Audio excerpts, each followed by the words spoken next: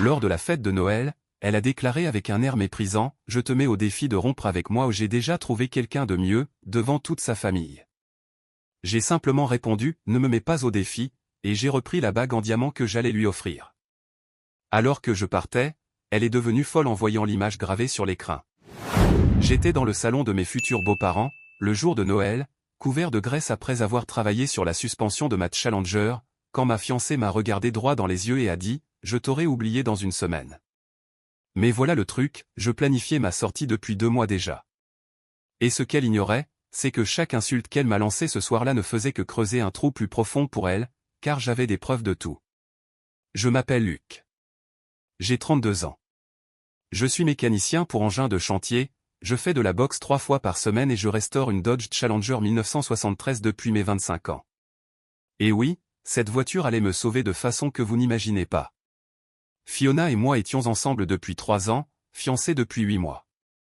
Si vous me l'aviez demandé il y a 2 ans, je vous aurais dit qu'elle était la femme de ma vie, parce qu'à l'époque, elle était drôle, ambitieuse et me donnait envie de devenir meilleure. Ma mère l'adorait, mes amis l'appréciaient, et je croyais sincèrement que nous construisions quelque chose de vrai. Mais, à un moment donné, entre le choix des faire-part et la signature des devis avec les prestataires, elle a commencé à se transformer en quelqu'un que je ne reconnaissais plus. Voir cela se produire lentement pendant 6 mois a fait plus mal que je ne voulais l'admettre. Nous étions convenus de partager tous les frais du mariage 50-50e.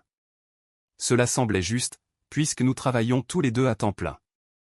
Mais chaque facture au compte pour la salle, le traiteur, les arts du photographe finissaient par atterrir sur ma carte de crédit, parce que Fiona n'avait jamais d'argent disponible. Même avec un salaire décent en tant que responsable marketing, elle vivait comme si elle gagnait le double. Toujours avec des ongles parfaits, des vêtements neufs, des brunchs le week-end dans des endroits où un toast à l'avocat coûte 18 $. Mais quand il s'agissait de payer sa part des dépenses du mariage, soudainement, elle était fauchée. Et si je ne pouvais pas avancer? Elle me rembourserait le mois suivant. Ce mois suivant n'est jamais arrivé. Et à chaque fois que j'évoquais le sujet, elle transformait ça en une attaque contre ma personne, me disant que j'étais radin ou que je ne l'aimais pas vraiment si je comptais les centimes. Après des mois de ça, j'ai commencé à me sentir fou, comme si j'étais peut-être le problème. Mon meilleur ami, Ray, que je connais depuis le lycée et qui documente tout comme s'il se préparait à l'apocalypse, a commencé à tenir des registres détaillés après que j'ai mentionné pour la 3e fois que Fiona s'était défilée pour un paiement. Et en novembre, il avait calculé que j'avais avancé environ 11 000 $ de frais de mariage qui devaient être partagés. En plus de ça, je payais encore 2/3 de nos sorties. Ray fait des captures d'écran de tout, sauvegarde les chaînes de mai, photographie les reçus, organise le tout dans des dossiers par code couleur. Je plaisantais en disant qu'il était paranoïaque, mais cette habitude allait sauver mon avenir. Les signaux d'alarme sont devenus plus clairs en octobre, quand Fiona a commencé à être discrète avec son téléphone, tournant l'écran, prenant les appels dans une autre pièce. Et après 3 ans ensemble, on remarque quand le comportement change. J'en ai parlé à Ray autour d'une bière, et il m'a calmement suggéré de commencer à tenir mes propres comptes, chaque dépense, chaque conversation sur l'argent, chaque promesse qu'elle ferait. Juste par précaution, au cas où les choses tourneraient mal. C'est ce que j'ai fait pendant 8 semaines d'affilée jusqu'à Noël, documentant tout en agissant normalement en surface. L'invitation pour le dîner de Noël est arrivée mi-décembre. Fiona a insisté pour que je sois présent parce que sa mère voulait discuter des détails du mariage. J'ai dit, bien sûr. J'ai fini mon service plus tôt, j'ai passé 2 heures à changer la suspension avant de la Challenger parce que les anciennes pièces étaient HS, je me suis lavé et je suis allé chez ses parents vers 15 heures. À la seconde où je suis entré, j'ai su que quelque chose n'allait pas. La maison semblait parfaite, sapin avec des décorations chères assorties, vin chaud sur le feu, musique de Noël, cadeaux empilés. Mais les gens semblaient glaciales. Sa mère m'a à peine regardé. Son père m'a adressé un sourire bizarre étendu. Sa sœur, Janet, pianotait sur son téléphone, et Fiona était collée à son écran avec un petit sourire narquois, tapotant comme si elle tweetait en direct son propre guet-apens. On s'est assis pour le dîner et, pendant 20 minutes douloureuses, tout était agressivement normal, on se passait les plats, bavardait sur les achats de Noël, son père me questionnait sur mon travail, mais on sentait la tension monter. Puis Janet a évoqué des destinations de lune de miel, et toute la posture de Fiona est passée en mode attaque. Elle a entamé un discours sur comment je ne faisais pas ma part financièrement, comment je préférais cette voiture idiote à notre avenir, comment elle en avait marre d'être avec quelqu'un sans ambition qui passait chaque heure libre dans un garage, couvert d'huile de moteur. Sa famille acquiesçait simplement, comme si elle avait été mise au courant avant. Comme si j'entrais dans une pièce de théâtre où tout le monde connaissait son texte, sauf moi. Puis Fiona s'est levée, a levé sa coupe de vin comme pour porter un toast et a dit qu'elle en avait assez d'un homme sans détermination, qu'elle n'avait pas besoin de quelqu'un qui vivait dans un garage. Et là, elle a lâché la bombe, il y avait des hommes qui savaient vraiment ce qu'ils voulaient dans la vie. Des hommes comme Kevin. Le visage de Janet a blanchi. La fourchette de son père est tombée dans son assiette avec un bruit sourd. Sa mère n'a fait que fixer son vin, et j'ai compris que sa mère était au courant de l'affaire. Mais Janet et son père entendaient cela pour la première fois, tout comme moi. Mais Fiona n'avait pas terminé. Elle arracha l'alliance pour laquelle j'avais fait 2 mois d'heures supplémentaires et me la jeta avec une telle force qu'elle rebondit sur ma poitrine et tomba sur le sol avec un bruit métallique. Elle déclara que c'était bon marché, comme tout ce que je faisais. Puis elle asséna ce qui devait être le coup de grâce. Elle me regarda droit dans les yeux et dit, « Je t'aurais oublié dans une semaine. » Je t'ai pratiquement déjà oublié. Le jour de Noël, devant sa famille, elle venait de détruire notre relation de 3 ans et d'annoncer qu'elle m'avait trompé avec un certain Kevin. Le plus absurde, c'est que je me doutais de quelque chose, mais je n'en étais pas sûr avant ce moment précis. Je me levai lentement et, pendant 5 secondes, je fus saisi par la fureur. Puis un calme étrange m'envahit, car elle venait de faire exactement ce que Ray et moi avions secrètement anticipé, exploser devant témoins et me livrer tout ce dont j'avais besoin. Je me baissai, ramassai l'alliance, sortis le double des clés de mon appartement qu'elle avait de ma poche et le posai sur la table. Je regardai son père et dis, « Merci de m'avoir accueilli. Je suis désolé que cela se termine ainsi. » Puis je sortis, tandis que Fiona commençait à hurler quelque chose que je n'entendis pas. Je restai assis dans mon pick-up pendant 10 secondes, envoyai un SMS à Ray, « C'est fait. Elle a tout fait exploser. Je lance le protocole maintenant. » Et je me rendis chez lui alors que mon téléphone explosait de messages de Fiona qui, en 15 minutes, passèrent de la colère à la confusion, puis à la panique. Ray ouvrit la porte, jeta un œil à mon visage et dit, « Elle l'a vraiment fait. » Je hochai simplement la tête tandis qu'il attrapait son ordinateur portable, car nous savions tous les deux ce qui allait suivre. Vous voyez, j'avais passé 8 semaines à me préparer exactement pour cela. Non pas parce que je voulais la fin, mais parce que j'avais commencé à reconnaître la manipulation financière et le gaslighting émotionnel que Ray m'avait aidé à documenter. Chaque fois que j'évoquais les dépenses déséquilibrées, elle attaquait mon caractère. Et après des mois de cela, je me sentais devenir fou. Mais Ray m'avait convaincu de tout garder. Capture d'écran, relevé bancaire, email, enregistrement audio. Juste par précaution, au cas où les choses imploseraient et que j'aurais besoin de preuves que je n'étais pas fou. Ce soir-là, assis dans l'appartement de Ray tandis qu'il ouvrait des dossiers de preuves méticuleusement organisés, je ressentis un étrange calme. Car pour la première fois depuis des mois, je n'étais plus confus, je ne doutais plus de moi-même. Je pouvais voir tout le schéma en noir et blanc et je savais exactement ce qui allait suivre. Le lendemain matin de Noël, je me réveillai sur le canapé de Ray avec 23 appels manqués de Fiona et une 50aine de messages qui avaient commencé par des excuses à minuit, étaient devenus des accusations à 3 heures du matin et s'étaient transformés en divagations incohérentes à l'aube. La première chose que je fis fut de changer toutes les serrures de mon appartement, car elle avait ce double depuis 6 mois. Ray était déjà debout, assis à la table de la cuisine avec son ordinateur portable et 3 surligneurs alignés comme des instruments chirurgicaux. Il leva les yeux avec une satisfaction sombre et dit que nous avions tout ce dont nous avions besoin pour démonter sa narration. Le plan était direct, mais méticuleux. Bloquer Fiona partout. Mettre à jour les contacts d'urgence au travail et pour l'assurance pour la retirer.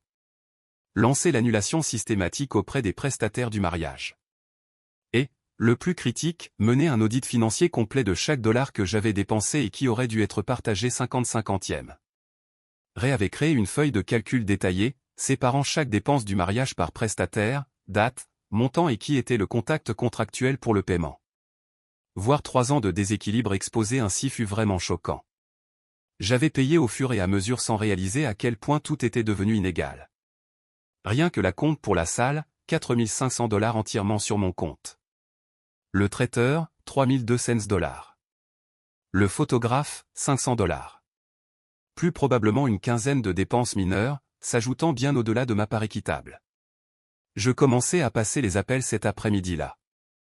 Et voici une chose utile que la plupart des gens ignorent, de nombreux prestataires de mariage ont des politiques d'annulation raisonnables si vous êtes en dehors de certains délais.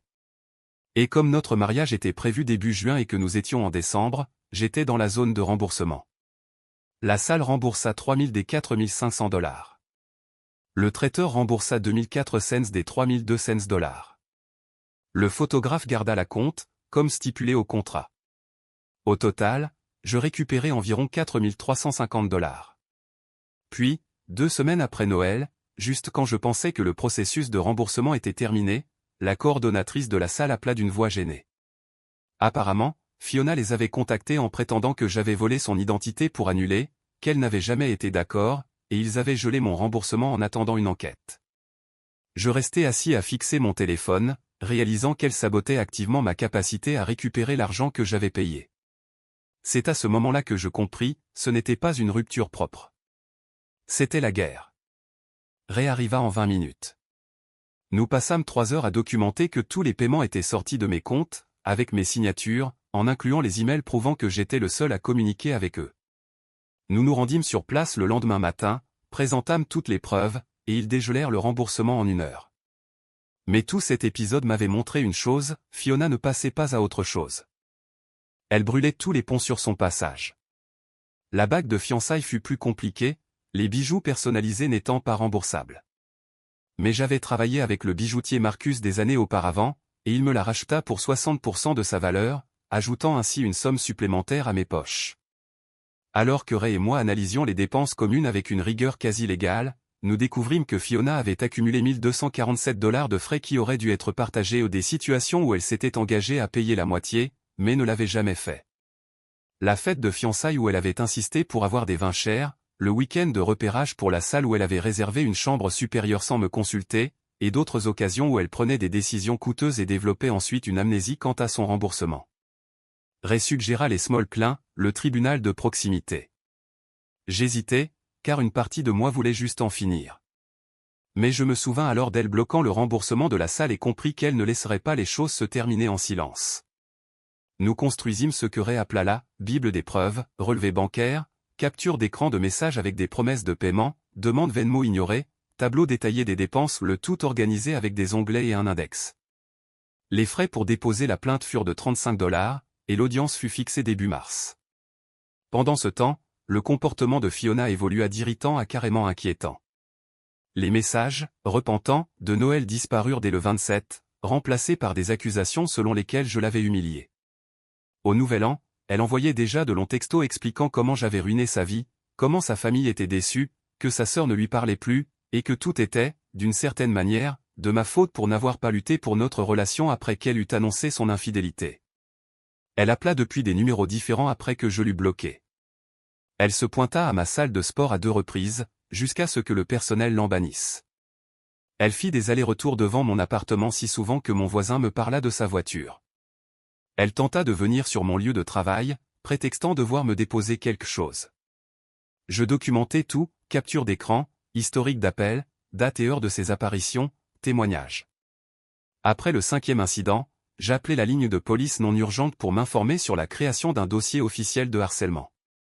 L'officier fut utile, déclara que ma documentation était solide et que si le comportement s'aggravait, j'aurais suffisamment de base pour demander une ordonnance restrictive. Mi-janvier, Ray débarqua avec quelque chose de gros. En faisant une sorte de cyber-enquête sur ses réseaux sociaux, il découvrit que l'histoire de Fiona avec Kevin n'était pas récente. Cela durait depuis 8 mois, pratiquement depuis nos fiançailles, en avril. Pire, Ray trouva des relevés de cartes de crédit montrant des chambres d'hôtel et des week-ends qu'elle avait prétendu être des conférences professionnelles, ou des week-ends entre filles, tout facturé sur le compte commun des dépenses du mariage. Elle finançait son adultère avec l'argent censé construire notre avenir. Quand Ray me montra ses dépenses surlignées, j'eus la nausée. Il y avait Napa en mai, qu'elle avait appelé une conférence marketing. Un hôtel à la plage en août, supposément un enterrement de vie de jeune fille. Un hôtel en centre-ville en septembre, qu'elle avait justifié par un dîner tardif avec un client. Tout sur la carte du mariage. Je restais assis à fixer ses dépenses, et ce fut le moment où je fus le plus proche de perdre complètement mon sang-froid.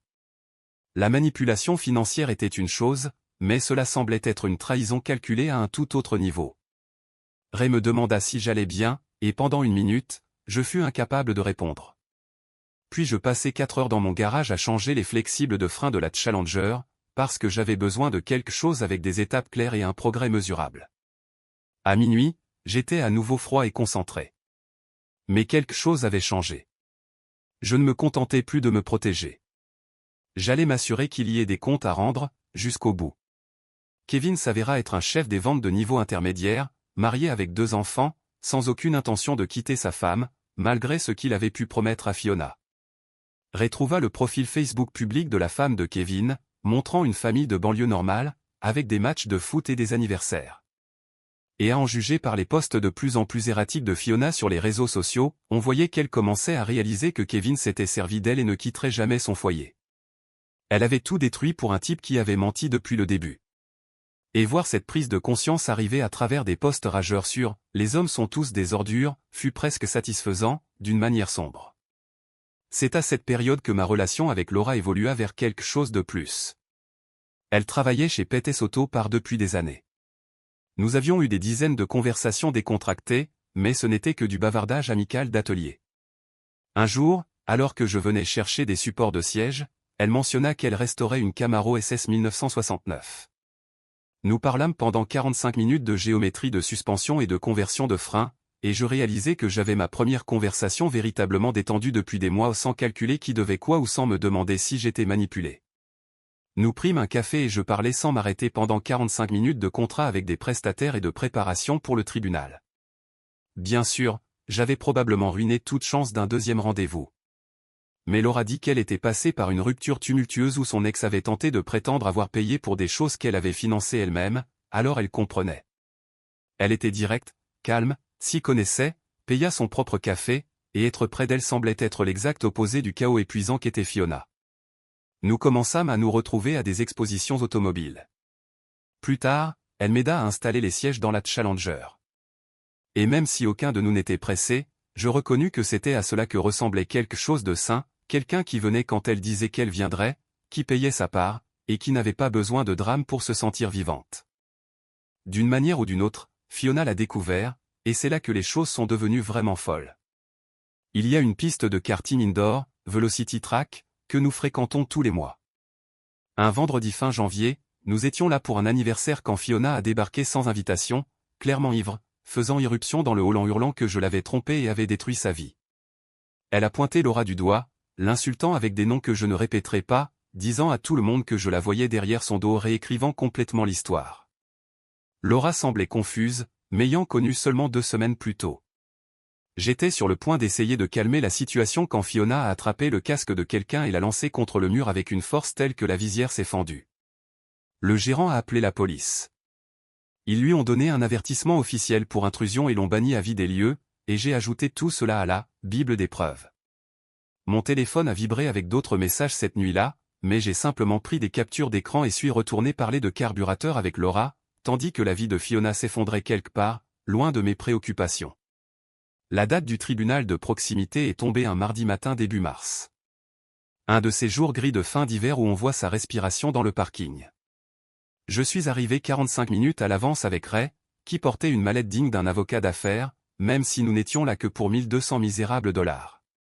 Fiona est arrivée avec 10 minutes de retard, vêtue de son tailleur pour entretien d'embauche, avec des cernes que son maquillage ne parvenait pas à cacher, ne portant qu'un sac à main mais zéro documentation. Lorsque nous avons été appelés, elle tentait sans cesse d'établir un contact visuel, comme si cela pouvait changer l'issue.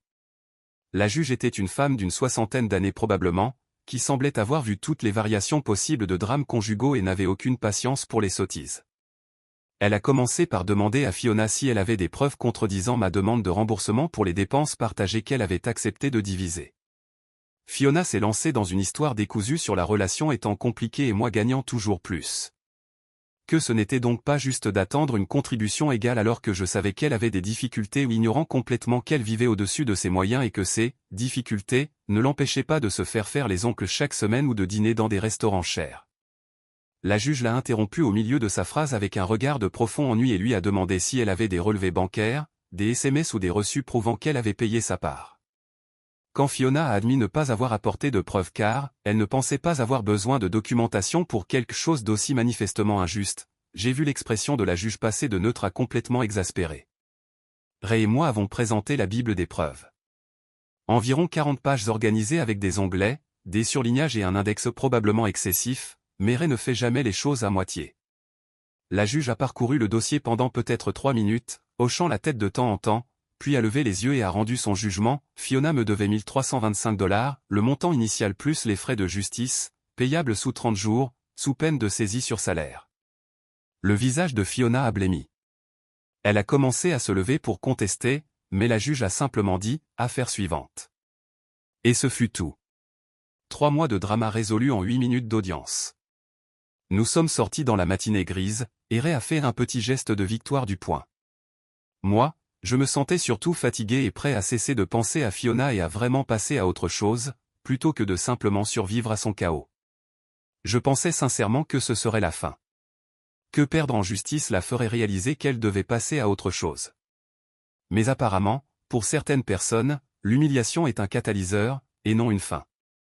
Les 3 semaines suivantes furent relativement calmes, d'une manière qui semblait inquiétante comme l'accalmie avant la tempête que l'on sait venir, mais que l'on ne voit pas encore. Elle a payé la dette en 2 versements, juste avant l'échéance. Ses réseaux sociaux sont devenus complètement silencieux. Des amis communs ont dit qu'elle était retournée vivre chez ses parents. Et j'ai commencé à me détendre, à penser que c'était peut-être vraiment fini. Laura et moi passions plus de temps ensemble, à travailler sur les sièges de la Challenger que j'avais acheté avec l'argent du remboursement. Les choses semblaient vraiment bonnes pour la première fois depuis des années, comme si je construisais quelque chose de réel, au lieu de survivre au chaos de quelqu'un d'autre. Puis est venue la nuit du 20 mars, que je me souviens précisément parce que c'était la première nuit véritablement douce du début du printemps. Cette nuit magique où l'hiver se brise enfin. Laura et moi avions décidé de travailler tard dans mon garage, porte ouverte, à installer la nouvelle sellerie que nous avions passé des semaines à choisir. Il était environ 22h30, et nous étions en train de débattre du cheminement des ceintures de sécurité, quand j'ai entendu une voiture s'arrêter très brusquement dehors. Des pneus qui crissent légèrement. Et avant que je puisse comprendre ce qui se passait, Fiona est entrée en titubant dans mon garage. Elle était en pyjama et un gros manteau, tenant ce qui était clairement une bouteille de vin, absolument ivre au point de pouvoir à peine marcher droit. Et elle a immédiatement commencé à hurler à un volume qui a probablement réveillé la moitié de mon quartier. Elle a déversé sa colère, disant que j'avais détruit toute sa vie, que j'avais retourné sa famille contre elle, empoisonné tous ses amis, fait croire à tout le monde qu'elle était la méchante, alors que tout ce qu'elle avait fait était tomber amoureuse de quelqu'un d'autre. Que Kevin l'avait bloquée et que sa femme l'avait menacée d'une ordonnance d'éloignement, et qu'elle l'avait perdue, à cause de moi, d'une manière ou d'une autre. Comme elle avait perdu sa caution parce que son propriétaire avait découvert l'incident du karting. Et d'une certaine manière, dans son esprit, toute cette destruction était de ma faute parce que je n'étais pas assez homme pour lui pardonner ses erreurs et me battre pour ce que nous avions. Laura était plantée là, tenant une clé à molette, l'expression complètement ahurie. Et j'ai sorti mon téléphone pour appeler le 911, expliquant calmement que mon ex-fiancée s'était introduite sur ma propriété sans autorisation, qu'elle était manifestement en état d'ébriété et que j'avais besoin d'une présence policière. Fiona a continué à hurler qu'elle méritait mieux, que Laura n'était qu'un plan cul sans intérêt et qui ne valait pas ce que nous avions eu, que j'aurais dû me battre pour notre relation au lieu d'abandonner aussi facilement, totalement inconsciente de l'ironie. Après m'avoir jeté une bague à la figure à Noël et avoir annoncé sa liaison de 8 mois à sa famille. Les policiers sont arrivés en 8 minutes qui ont paru des heures tandis que Fiona titubait dans mon garage, s'approchant dangereusement de la Challenger, ce qui a commencé à m'inquiéter pour d'éventuels dégâts. Les officiers présents ont géré la situation parfaitement. Ils ont ordonné à Fiona de sortir d'un ton qui ne laissait aucune place à la discussion. Ils lui ont fait un test de sobriété sur mon trottoir, qu'elle a raté de manière spectaculaire. Ils ont vérifié le système et ont trouvé tous les rapports antérieurs pour harcèlement, puis l'incident du karting, puis l'ont arrêté pour intrusion sur propriété privée, ivresse publique et violation des conditions de l'avertissement précédent. Elle a continué à hurler mon nom tandis qu'il la mettait à l'arrière de la voiture de police, les mains menottées dans le dos, disant que j'allais le regretter, qu'elle ne me laisserait jamais l'oublier, que j'avais ruiné 2 vies et tout un tas d'autres choses incohérentes et délirantes qui n'ont probablement pas aidé sa situation. Puis ils sont partis, gyrophares allumés, et la rue est retombée dans le calme, avec seulement le bruit des grillons et la circulation lointaine de la route. Laura m'a regardé, mi-inquiète, mi-déstabilisée, et m'a demandé si cela arrivait souvent. Je lui ai dit que non. C'était en fait le grand final, l'effondrement définitif que j'attendais un peu depuis des semaines. Nous sommes rentrés et avons fini de visser le siège passager, tandis que je lui donnais la version ultra condensée des 4 derniers mois. Nous sommes sortis faire un tour avec la Challenger vers minuit, parcourant des rues désertes vitres baissées, le moteur grondant avec ce son profond de muscle-car qui ne lasse jamais. Et j'ai réalisé que Fiona s'était trompée sur à peu près tout mais particulièrement sur une chose. Elle avait dit qu'elle m'aurait oublié en une semaine, qu'elle m'avait pratiquement déjà oublié, dans le salon de ses parents à Noël, avec ce sourire narquois comme si elle avait déjà gagné. Mais nous y étions, presque 3 mois plus tard, et c'était elle qui n'arrivait pas à lâcher l'affaire, qui avait détruit sa propre vie en essayant de prouver un point qui n'avait même pas de sens, qui avait troqué quelque chose de stable pour quelque chose d'éphémère et avait ensuite blâmé tout le monde quand tout s'était écroulé. Je ne l'ai jamais oublié non plus, mais pas de la manière qu'elle avait voulu dire, comme une menace.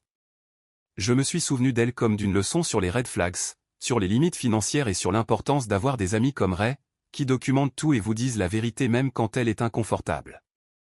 La Challenger roulait comme un rêve avec ses nouveaux sièges. Vraiment confortable. Laura et moi sommes allés prendre un petit déjeuner dans un dîner ouvert 24h24 et nous avons parlé d'améliorer le système de freinage. Et quelque part en ville, Fiona devait affronter les conséquences de ses propres choix, ce qui, honnêtement, n'avait plus rien à voir avec moi. Elle voulait être inoubliable. Elle voulait être celle qui était partie la tête haute pour trouver mieux.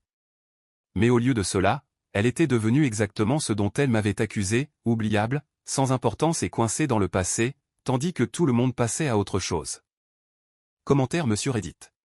Quand ton ex te lance je te défie de me quitter lors du dîner de Noël, c'est une offre à ne pas refuser. Elle a cru planter un drapeau sur ta ruine. Elle ne savait pas que c'était une pelle, et qu'elle creusait sa propre tombe. L'ironie ultime? Elle voulait être inoubliable. Elle est devenue un tutoriel.